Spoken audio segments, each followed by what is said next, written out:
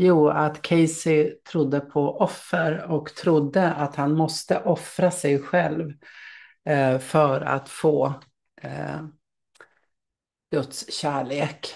Och det gjorde att Casey gjorde sammanblandningar mellan kropp och sinne. Casey gick in i trans och eh, svarade på frågor egentligen ifrån publiken. Det var så det såg ut. Men att Jesus säger att det slog igenom den här tron på offer slog igenom även då han var i trans, även då han kanaliserade. Och att han ansträngde sig för att kunna ge så mycket som möjligt och gav inte då ifrån källan utan försökte ge som Edgar Casey, inte ifrån källan. Att det blev väldigt ansträngt och att han brände ut sig och dog för tidigt. Om jag minns rätt så var han 67 när han dog. Så där vi börjar läsa Casey and his devotion så är det Jesus som talar. Jesus talar kring Casey.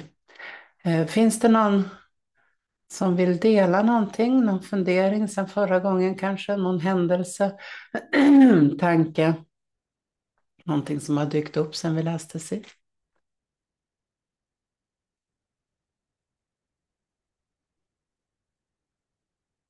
Då så, ska vi se om jag kan få hela bilden här så jag kan se både er och läsa. So Casey and his devotion to me are in no way underestimated by the realization that he worked under very great strain, which is always a sign that something is wrong.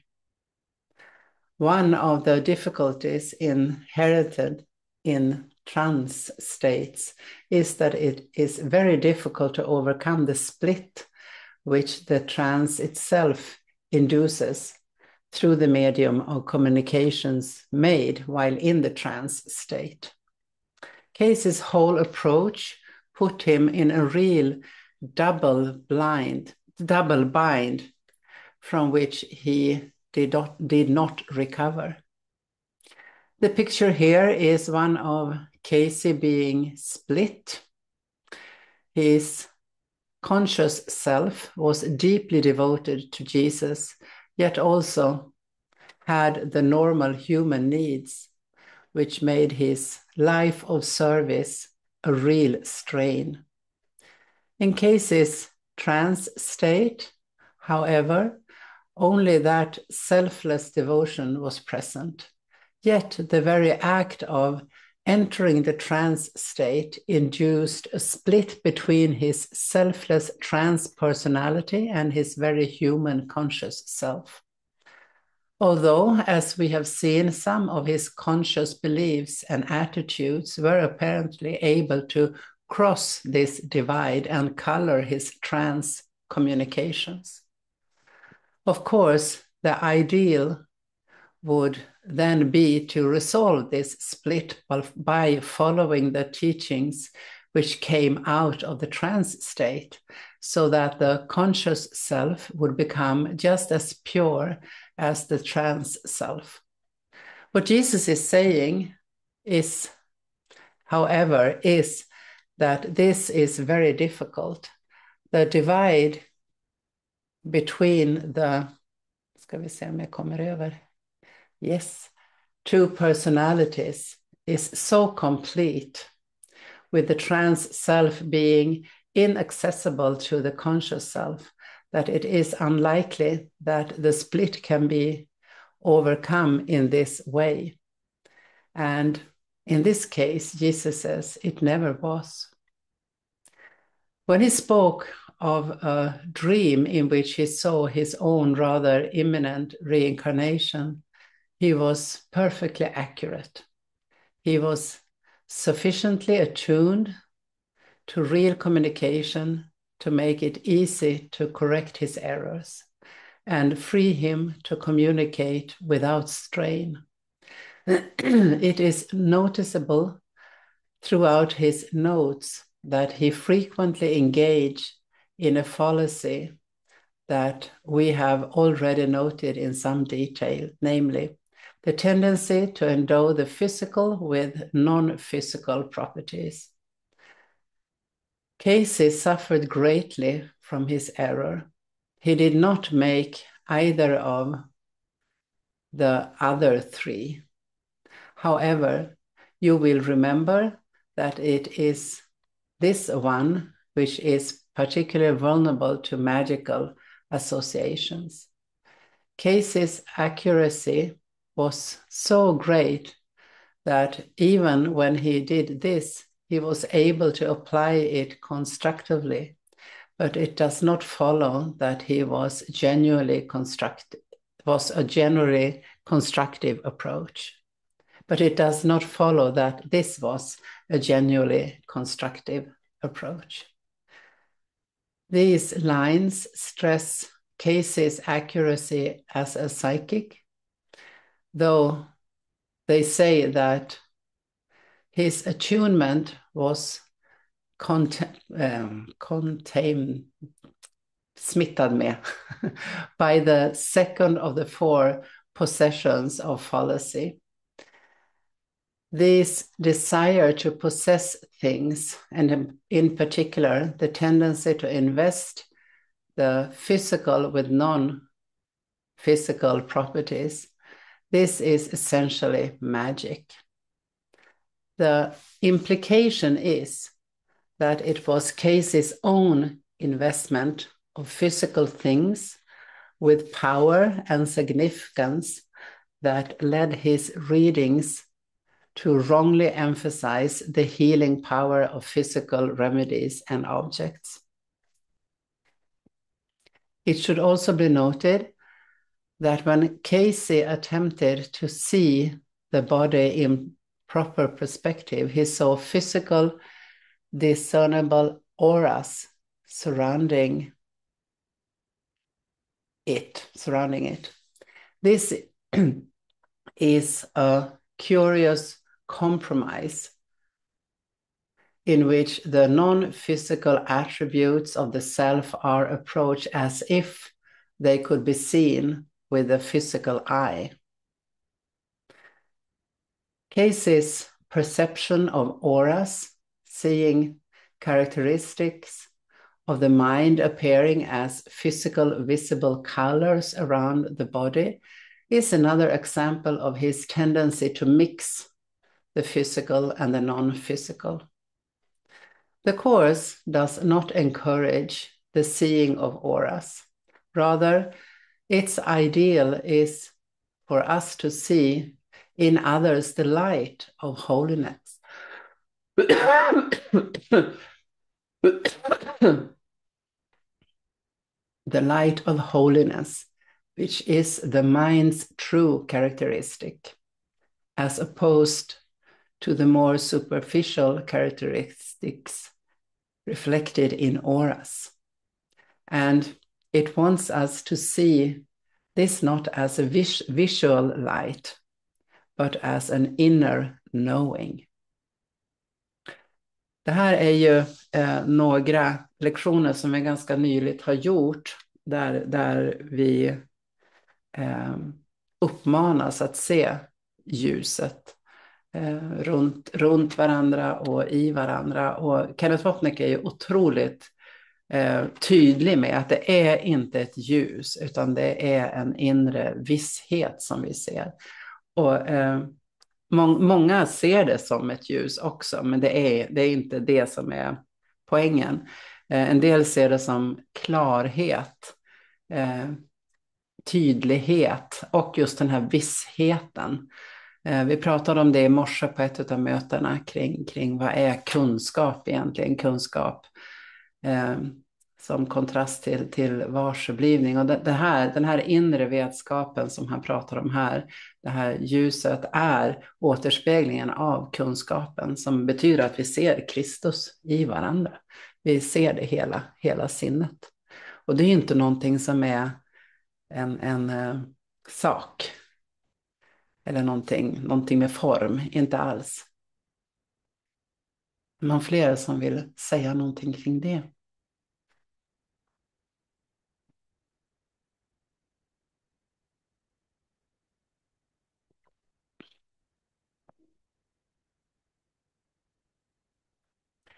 Casey's illiteracy never stood in his way. This is because illiteracy does not necessarily imply any lack of love. And in Casey's case, very definitely did not. He therefore had no difficulty at all in overcoming this seeming limitation. Casey was actually not illiterate. So the information here, for whatever reason, is incorrect. The common idea that he was illiterate was likely sparked by the October 9, 1910 in New York Times article that launched his fame. Illiterate man becomes a doctor when hypnotized. Helen may perhaps have heard this, and this may have affected her hearing of Jesus' words. At any rate, the accuracy of her hearing is an issue that arises repeatedly in the early chapters. Although Casey did not have much formal schooling after elementary school, he read widely, including reading the Bible all the way through once a year. A plan he started when he was quite young and maintained for the rest of his life. What did hamper him was a profound sense of personal unworthiness, which characteristically enough was sometimes overcompensated for in what might be called a Christian form of grandiosity. Casey was essentially uncharitable to himself.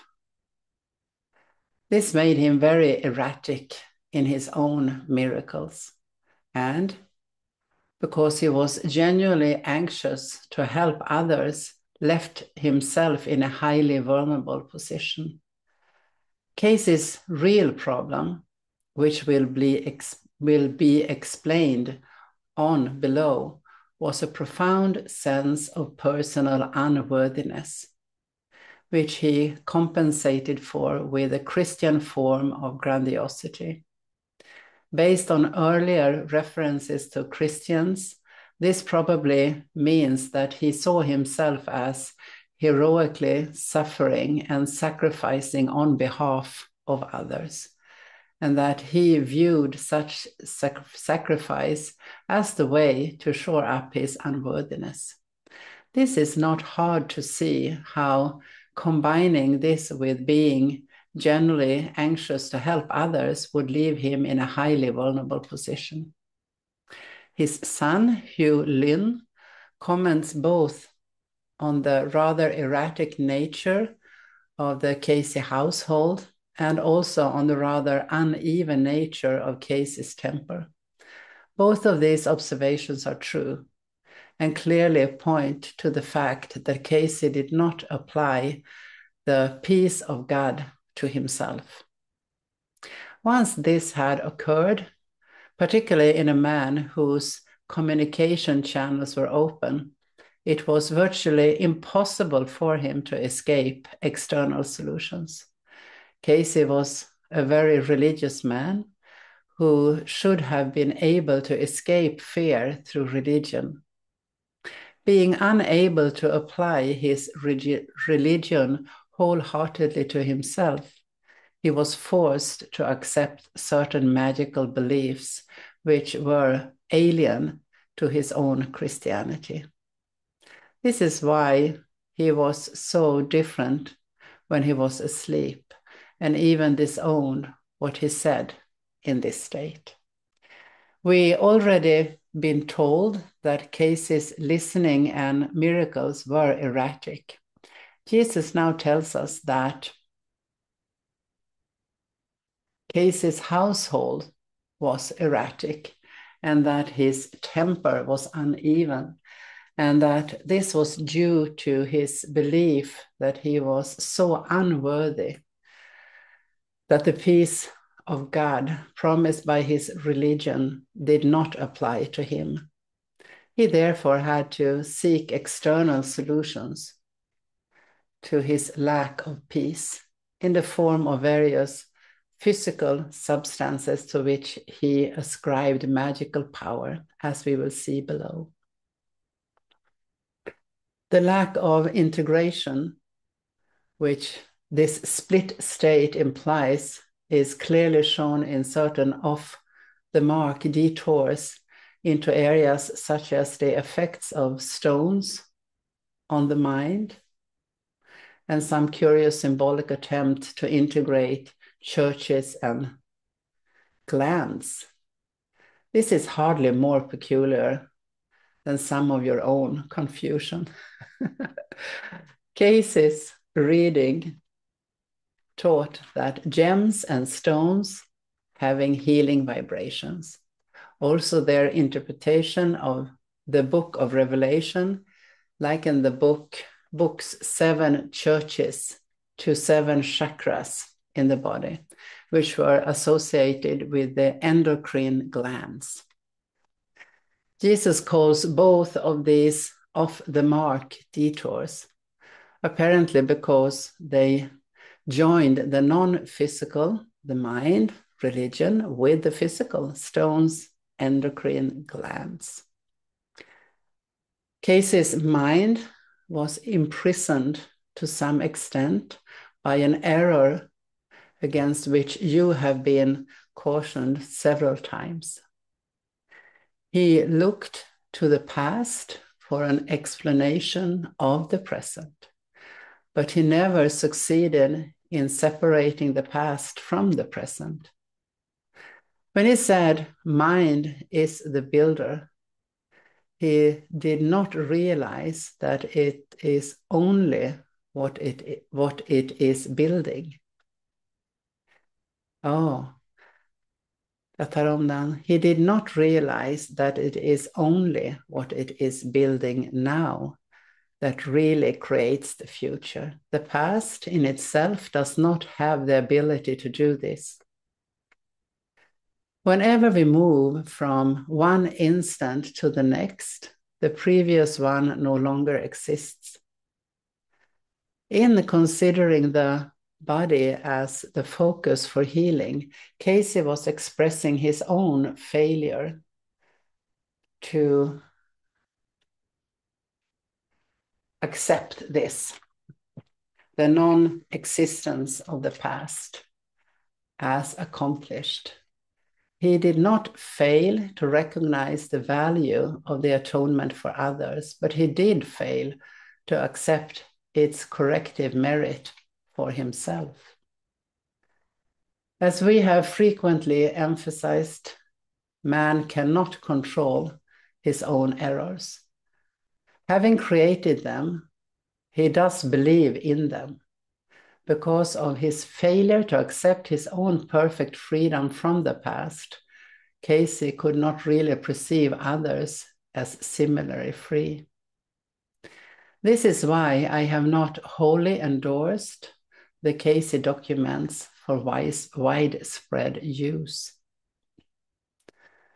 As part of Casey's sense of unworthiness, he could not believe that he was free from his past mistakes.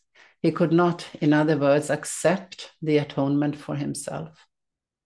This distortion leaked into his readings when, as a result, he saw the past mistakes of others rather than their present choices as building their future, including the condition of their bodies.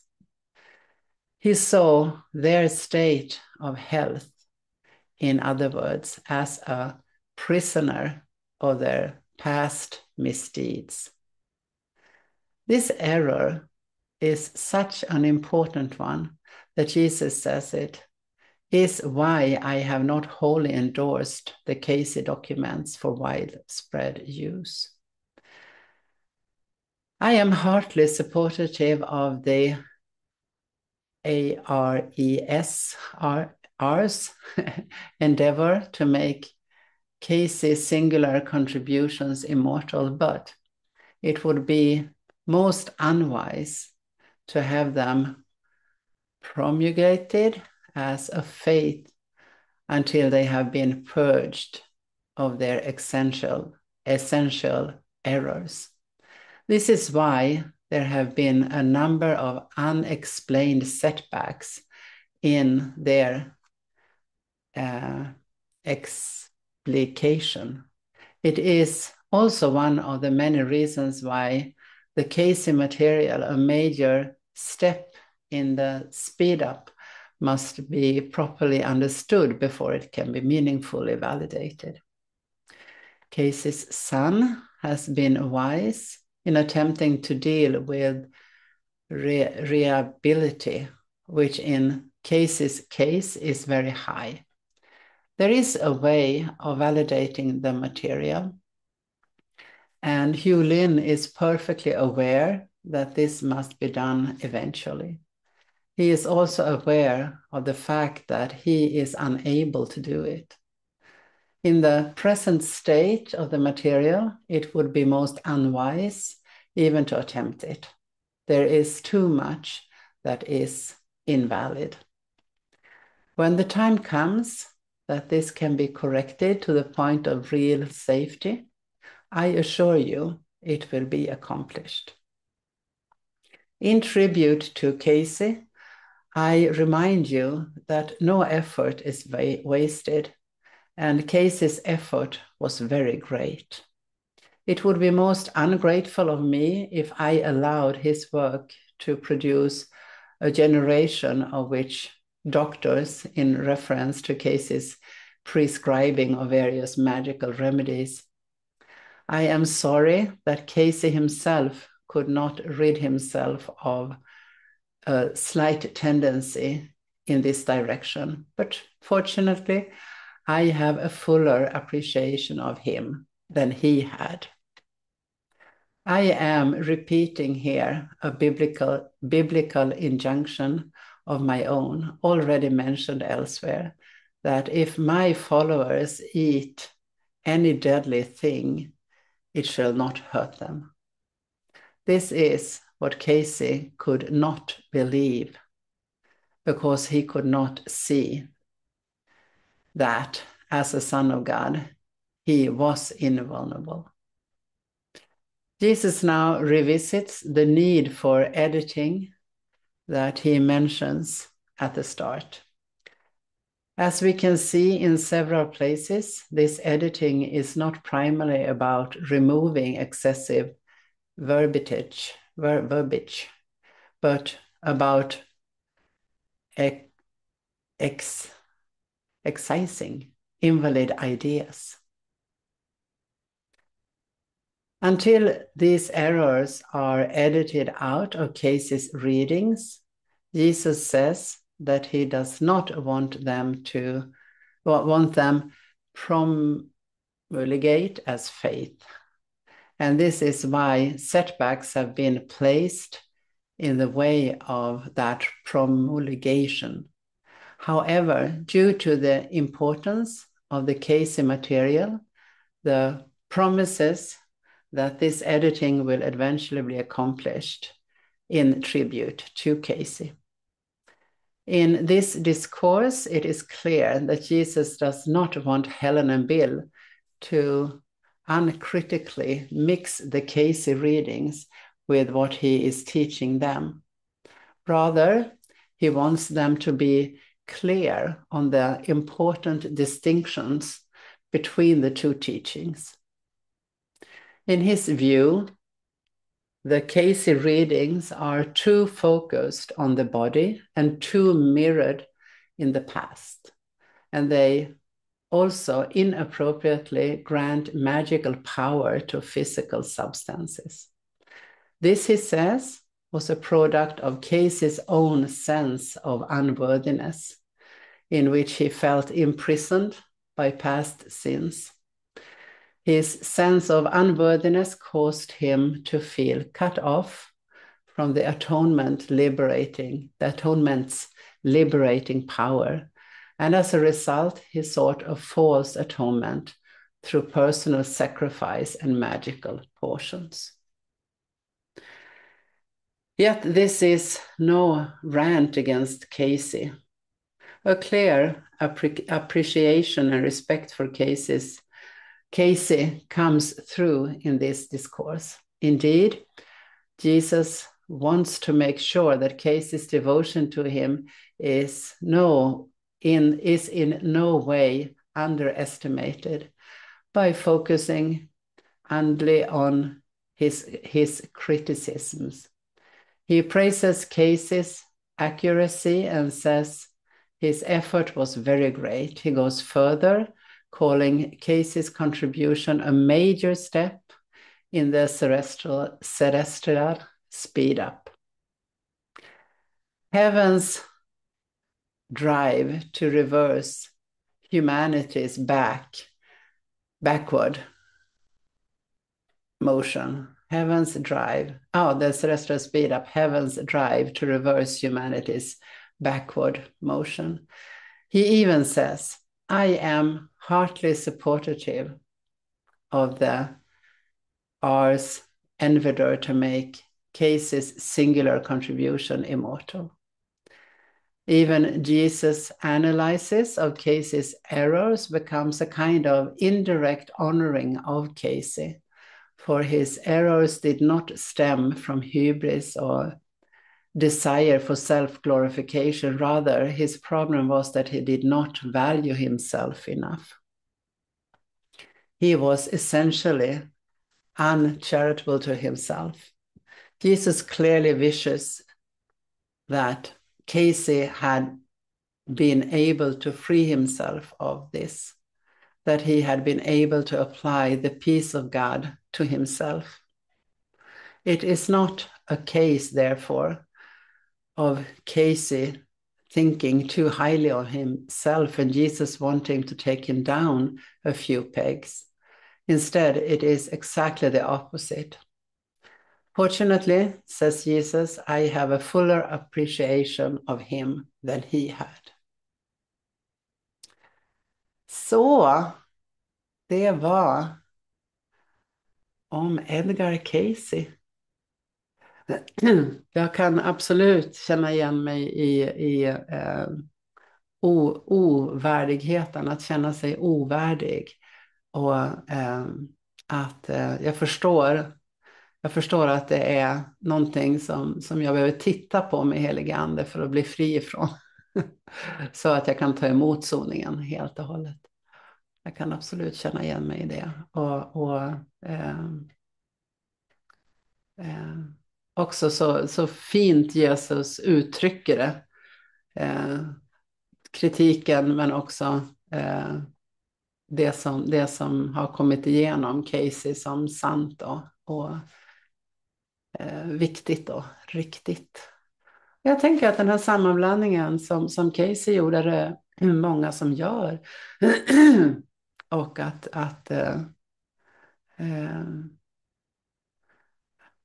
för mig är det i alla fall betydelsefullt att vara uppmärksam på det. Och uppmärksam på det genom mig själv också. Någonting att alltid jobba vidare på. Någon fler som har någon reflektion kring den här cameon?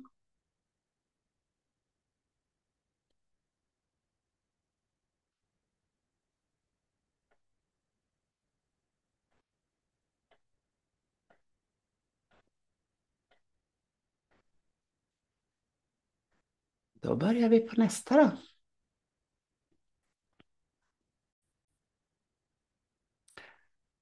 Det här är Cameo 16 som heter Helens extra mile. The dictation that is now... Nej, Helene ville säga någonting. Varsågod. Ja, men hej, ursäkta. Jag har faktiskt varit i badet så att jag blev lite försenad här. Jag ville bara säga att jag känner igen mig jättemycket i det här med ovärdigheten.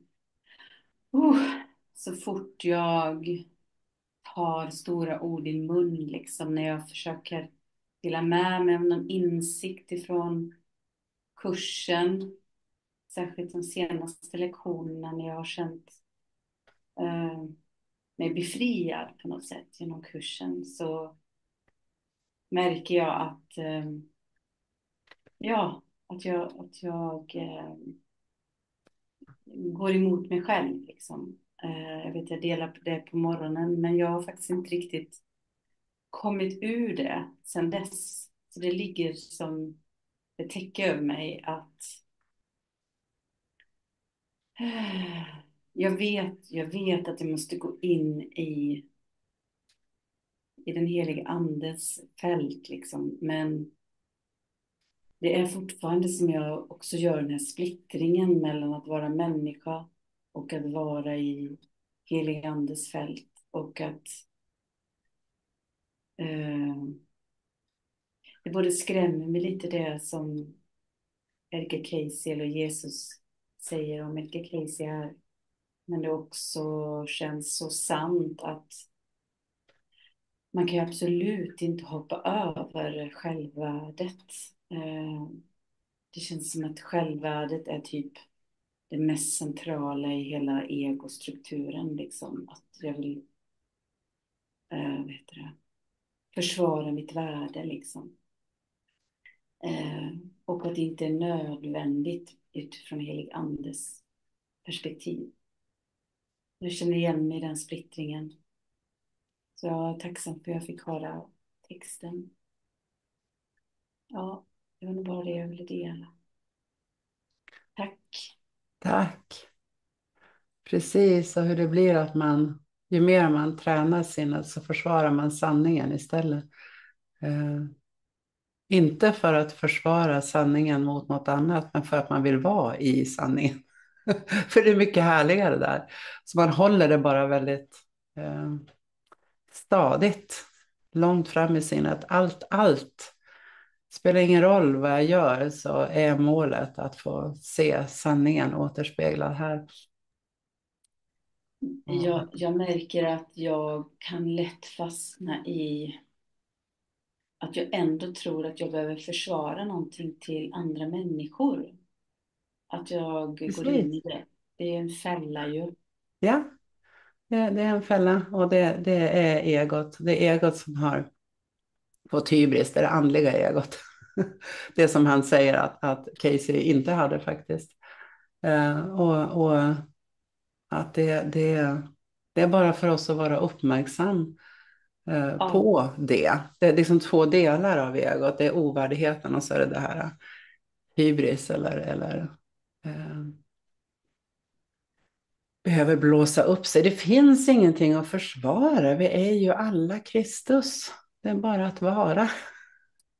absolut. Men det är ändå någonting där att det är så svårt att komma från den rena platsen. Mm. Det är som att, ja men det var nog därför den här lektionen var så nyttig att höra. Jag har ju hört talas om Edgar Cayce i många år och har haft intentionen att läsa lite mer om honom, men det har ändå aldrig kommit till mig någon litteratur, och jag har varit lite frågande varför. Jag har ju hört talas om honom särskilt när det gäller musik, läkedom, att lyssna på musik och sånt. Jag tror han kanaliserar mycket om det.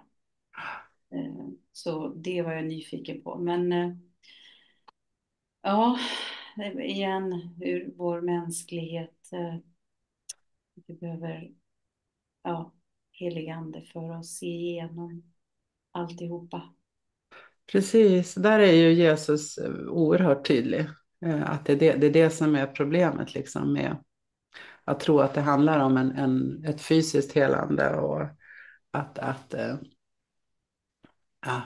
tro på magi.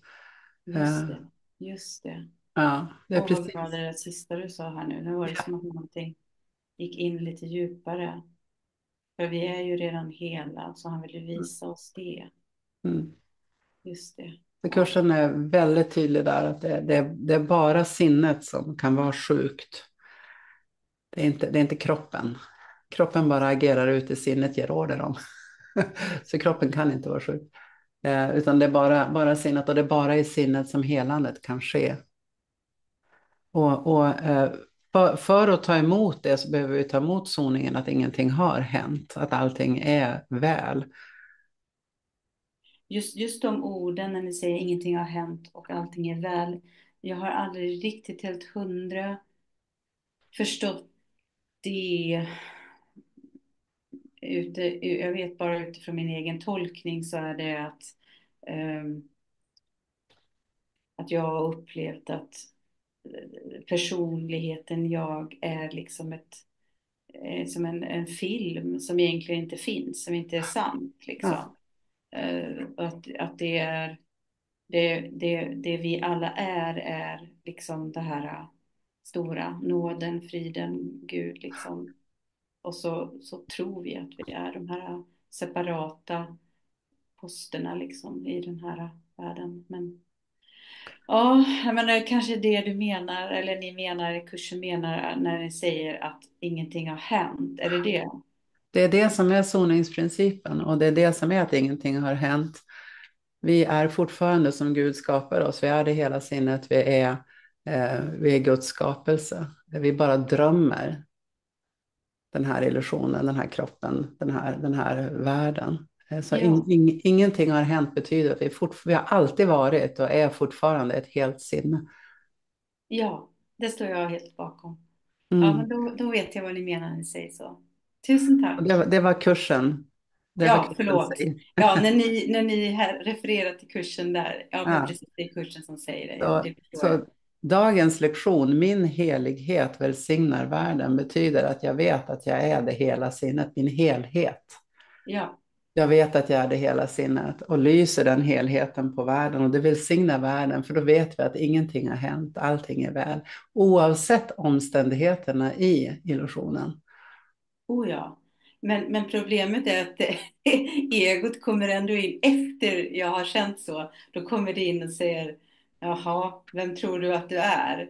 Så det vill liksom slå undan fötterna på en efter. Alltså, det är som två olika världar. Jag tror det är därför som vi har så svårt för de här lektionerna om att ta emot vår helhet, vår helighet, och att välsigna, att vi skulle välsigna. Att det går nästan bara att göra det med en andlig bypass, åtminstone i början. Men att verkligen ta emot det betyder att jag tar emot soningen, att jag fattar att ingenting har hänt. Ja. Ja, annars kan jag inte se att min helhet välsignar världen. Mm. Och det är klart att egot säger nej. Det är ju självklart. Egot säger nej. Går du den här vägen så upplöses egot. Och det vill ju inte egot. Och sen är ju vi också rädda att förlora den här kroppen. För vem är vi då? Så vi behöver ju få sakta men säkert göra den här identitetsförflyttningen. Så att vi får smaka på, vem är vi som Guds Ja. skapelse? Ja. Mm. Ja, men vad fint. Tack så mycket. Tack för det. Någon fler?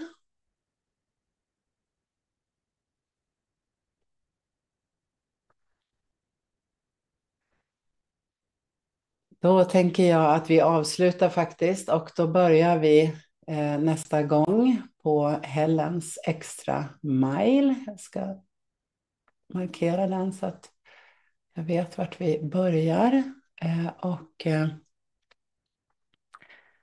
Då ska vi se hur det ser ut. Då tänker jag mig att eh, vi läser nästa vecka, och veckan efter det kommer vi inte att läsa. Då kommer jag vara barnvakt. Så nästa gång blir den 13, och sen kommer vi att hoppa över en gång då, när jag passar bebis. Så, vad har du lärt dig idag?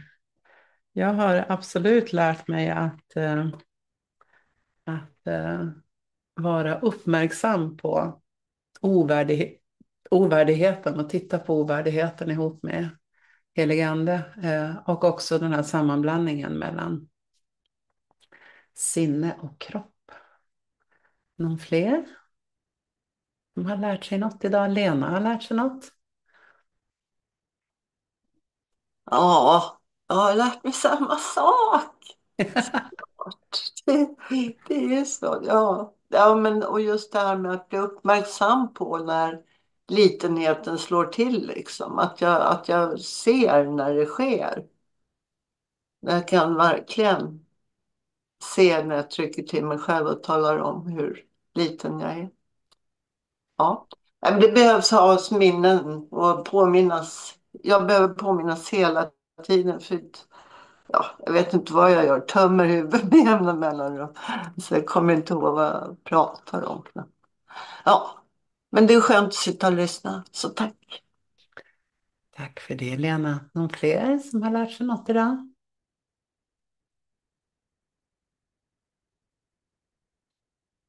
Marie?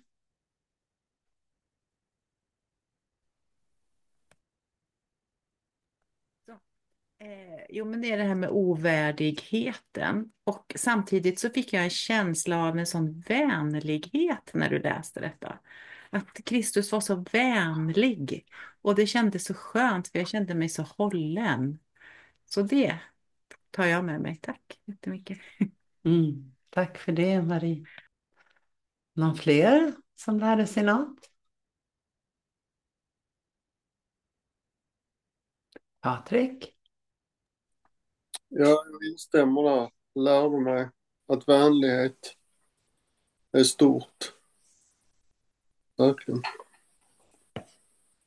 Och ja, det var massor. Det var massor svåra ord, men det var massor. Födde mycket tankar. Det här. Ja, tack Anna.